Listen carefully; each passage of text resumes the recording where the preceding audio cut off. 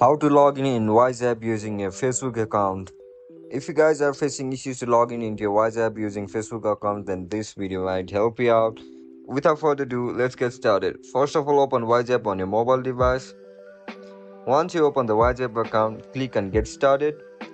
Now click on Login. Look at the bottom of your screen. You will be provided with multiple options over here. Just select the Facebook icon.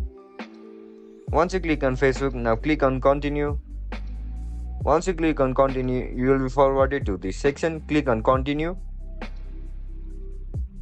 Again, tap on Continue. In order to log in into your Facebook account, you need to make an account first. If you don't know how to create an account, then make sure to check out our guide on how to create an account on it. And that's it, guys. That's how we're gonna log in into our WhatsApp using Facebook account. If you guys found this video helpful, don't forget to like, share and subscribe to our channel. See you in the next one. Bye bye.